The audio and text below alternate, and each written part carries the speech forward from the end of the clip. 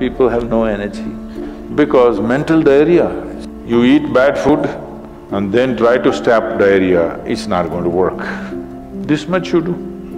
Tonight before you go to bed, keep it down and go to bed. In a little while, if you simply sit here, things around you will reverberate.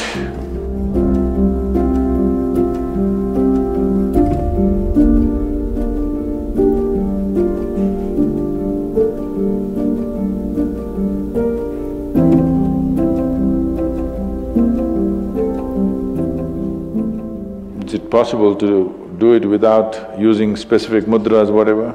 Yes. These are all small help, little assistance. You don't see a Shiva or a Krishna holding mudra and sitting like this, simply intense. Nor will you ever see me sitting like this. No, you will not see me practicing Shambhavi or this or that. If I just close my eyes for 20 seconds, I'm done. I'm ready for the day. So, this is all good help. But is it the only way to do it? No. You can simply sit. If you learn to simply sit, you'll become tremendously intense. Right now, your energy is simply expended by doing unnecessary, endless activity. When you have so much mental diarrhea, how can you have energy? Suppose you have diarrhea, do you see how weak you feel? Yes or no? Right now this mental diarrhea, that's why people have no energy. They want to just eat and sleep all the time, because mental diarrhea is very exhausting. If you have physical diarrhea, you know how exhausting it is. Yes? This is also equally exhausting. People are sleeping 8 hours, 10 hours a day, not because they're working so much or their body is in such a bad state, it's just mental diarrhea. If you stop the mental diarrhea, there's enough energy to make this very, very intense. Now how do I stop mental diarrhea? If you have diarrhea, physical diarrhea, what is the first thing to do? Huh? What?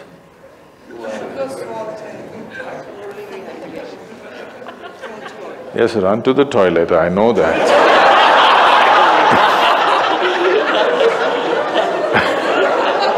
I'm saying as a corrective measure, what's the first thing you do?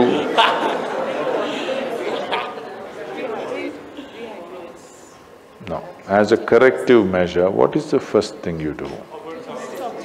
First thing is stop eating, right? Yes or no?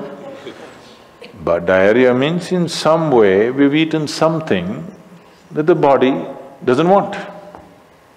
It's trying to throw it out. Yes? You've taken something inside which the body doesn't like, it wants to throw it out. First thing is, stay away from food for some time. You eat bad food and then try to stop diarrhea, it's not going to work.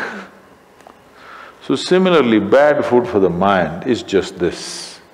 You have gotten identified with things that you are not.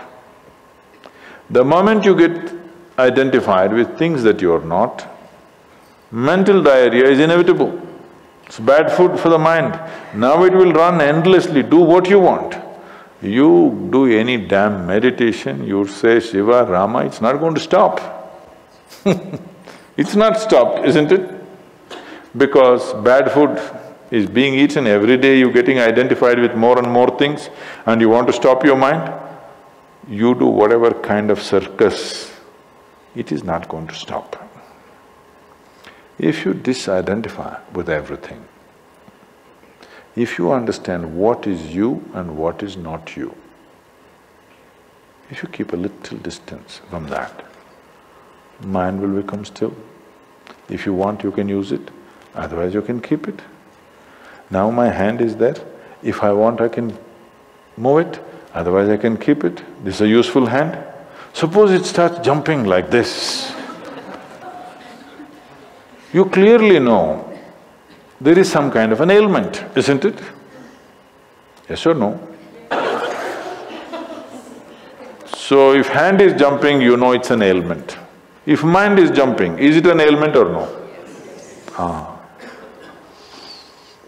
The ailment has come because continuous wrong diet. You tell your mind that I am this, I am this, I am that, I am that. It's having diarrhea. You stop giving it wrong food. If you clearly see even if you do not know what is me, at least you know what is not me, isn't it? This much you do. Tonight before you go to bed, sit on your bed and sit down and discount everything that is not you. This house in which you're living, is this me? No. This loving parent or mother, father, wife or husband or child, they're wonderful, but is this me? No. Now these nice clothes I'm wearing, is this me? No. Now my body, I like it, but is this me? No. Now I'm having so many thoughts, is this me? No. Now I'm having wonderful emotions, is this me? No. Like this, everything that's not you, before you sleep, keep it down and go to bed. Tomorrow morning, you will wake up considerably more intense than today. Every day you do it. In a little while, if you simply sit here, things around you will reverberate.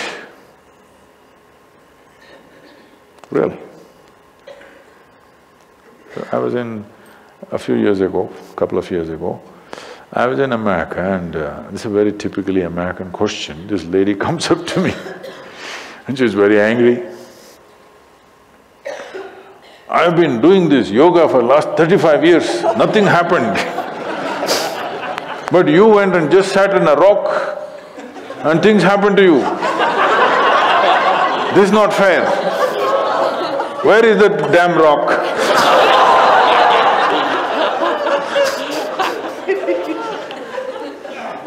She thinks it's the rock which did it.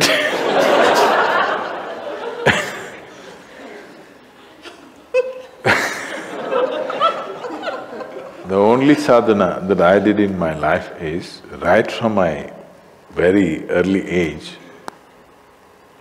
though I was very actively involved with everybody around me, I never identified myself with my parents or my siblings or my endless number of friends or the society or the religion or the country or anything around me.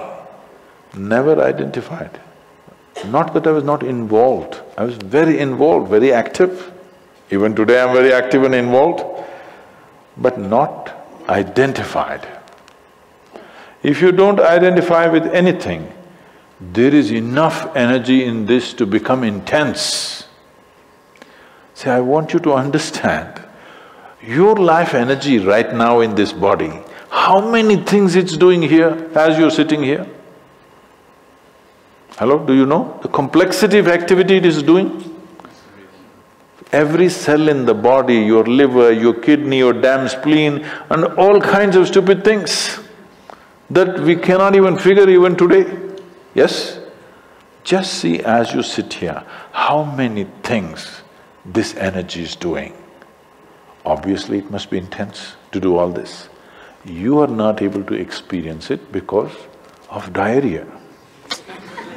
When you have diarrhea, that's how you feel, isn't it? Yes or no? So that's how it is. Stop the diarrhea. Stop eating bad food, diarrhea will stop. Once diarrhea stops, there's enough energy in this to sit here and reverberate in a very intense way.